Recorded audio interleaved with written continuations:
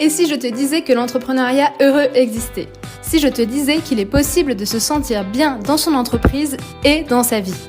Et même que ton bien-être participe à la réussite de ton entreprise? Je suis Manon Prabonne, coach et queen du kiff. Je suis passionnée de bien-être, de mindset et de productivité. Mais surtout, j'ai à cœur de contribuer à rendre le monde plus heureux. Pour moi, ça passe aussi par le fait que les entrepreneurs s'épanouissent dans leur activité en occupant sereinement et joyeusement leur place. Ma mission, à travers ce podcast, est de te partager mes débuts dans l'entrepreneuriat au travers des questions de Marie, qui a suivi mon accompagnement. Mon objectif est de te donner de la force, du courage et des conseils pour que, comme moi, tu ne lâches rien dans ton entreprise et que tu cartonnes tout en restant toi-même. Bonne écoute! Ok. Mais ça me permet de te poser une question sur l'aspect financier aussi, parce que du coup, c'est quand même de se détacher de la performance, mais en fait, quand tu as l'obligation de que ça soit, ouais, qu'il y ait un profit aussi de ça. Enfin, pas avoir, parce que du coup, ça, c'est aussi souvent, je trouve, une attente dans l'activité ou un stress énorme, en fait, l'aspect financier qui est vachement bloquant. Qu'est-ce qu'on fait si ça fonctionne pas? Qu'est-ce qu'on fait si... Enfin voilà, en tout cas, pour switcher du salariat à monter sa boîte, je trouve que c'est ça qui est angoissant, quoi. Ouais. Et du coup, ça aussi, ça réussir quand même à faire taire ses peurs ou... voilà. Est-ce que c'est un conseil ou quelque chose à... Ouais. Oui, alors quand on est entrepreneur, ouais, encore c'est super important de travailler son rapport à l'argent. Merci d'aborder ce thème, c'est trop important. Du coup, ouais, effectivement, j'ai beaucoup travaillé mon rapport à l'argent.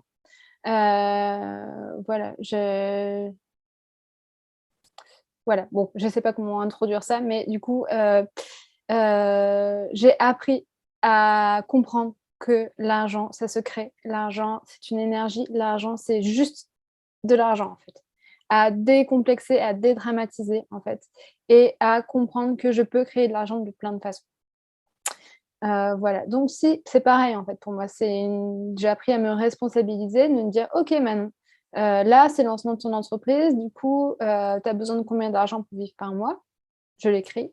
Combien tu as d'argent qui vient par mois? Parce que je suis inscrite à Pôle emploi. Du coup, voilà, j'avais, ça qui tombait, par mois. OK. Est-ce que ça te suffit? Oui. Bon, c'est bon. Ça te suffit pas? Non. OK. Qu'est-ce que tu peux faire pour, gagner, cette somme-là en plus? Et vraiment, c'est cette responsabilité-là de dire: «OK, mon entreprise, pour le moment, elle me rapporte pas d'argent.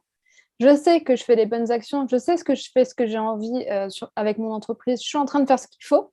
Mais pour le moment, j'ai pas d'argent pour le moment. Bon, bah, OK.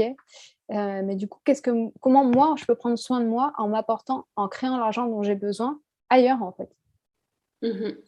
Et Donc ça n'a pas été une peur quand tu t'es lancée, en fait. Tu as non, trouvé des solutions et tu as tout de suite été au clair avec ça. Et ouais, ouais. Je oui, pense oui, qu'en France aussi, ce qui est génial, c'est qu'effectivement, quand tu bascules d'activité, t'as aussi tu peux monter ton entreprise, en fait, en se renseignant. Si tu quittes une activité salariale, en général, tu peux avoir des aides pour les premiers temps, en fait. Ça, c'est vachement bien, je pense aussi. ouais, c'est sûr, c'est une chance. C'est une chance. Après, il y a plein d'entrepreneurs aussi qui sont salariés en même temps. Il y a plein d'entrepreneurs à succès qui sont retournés plusieurs fois dans le salariat une activité pérenne.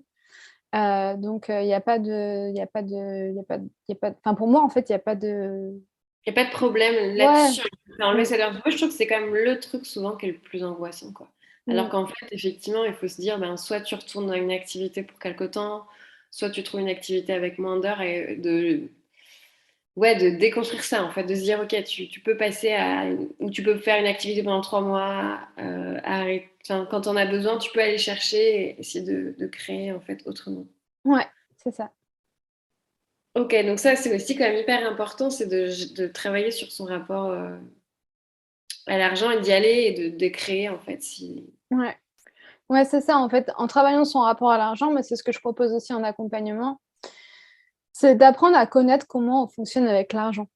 qu'il y a plein de profils différents, en fait. On ne se rend pas compte. Moi, je ne savais pas avant de travailler mon rapport à l'argent. J'ai commencé à regarder les différents types de profils. Moi, au début, je pensais que tout le monde était comme moi. Tout le monde faisait comme moi avec l'argent. En fait, je me suis rendu compte que non, il y a des gens qui dépensent beaucoup d'argent, des gens qui dépensent rien, des gens qui dépensent selon leur envie, des gens qui ont des envies fulgurantes de tout dépenser maintenant. Enfin voilà, il y a vraiment des comportements hyper intéressants. Moi, je trouve ça fascinant, en fait.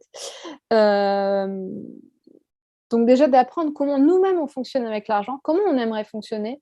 Voilà, déjà, juste regarder ça, c'est juste déjà énorme. Et ensuite, de décomplexer et d'enlever le tabou qu'il y a sur l'argent parce que, encore une fois, c'est une question de choix. On peut choisir de penser ce qu'on a envie, en fait. Et voilà. Moi, pendant longtemps, toute ma vie, en fait, j'ai agi dans une énergie de manque par rapport à l'argent. Mais j'ai une partie de ma famille qui a manqué beaucoup d'argent. Du coup, ça se sentait beaucoup dans mon éducation. Je l'ai beaucoup senti. Bref. Et du coup, je n'ai pas repris le pouvoir là-dessus, quoi. Je ne me suis pas responsabilisée là-dessus. J'étais un peu victime de ce schéma-là. Et après, j'ai compris que, mais en fait, non, maintenant, tu peux décider de penser que l'argent, il y en a partout. En fait, il y en a partout. L'argent, c'est la réalité. C'est juste que, en fait, il faut aller le chercher, il faut aller le créer. C'est juste que c'est à toi que ça appartient, en fait. Ouais, ça c'est très décisif. En tout cas, pour ma part aussi, ça d'avoir bossé avec toi, ça a été hyper. Voilà. Donc, ouais, je trouve que c'est quand même essentiel quand on veut passer à une activité dans l'entrepreneuriat, c'est de réussir à gérer ça en fait. C'est souvent très, très stressant, quoi. Waouh, merci. Trop bien pour tout ça. Merci d'avoir écouté cet épisode. S'il t'a plu et que tu aimerais me soutenir, je t'invite à t'abonner pour ne louper aucun épisode, à laisser un commentaire et une note 5 étoiles sur ta plateforme d'écoute préférée. Pour m'aider à diffuser mon message, tu peux aussi partager cet épisode en story Instagram en faisant une capture d'écran et en me taguant @manonprabonne ou tout simplement en le recommandant à un ami entrepreneur que ça pourrait aider ou inspirer. Je te dis à très vite pour un prochain épisode et cartonner avec ton business tout en restant toi-même.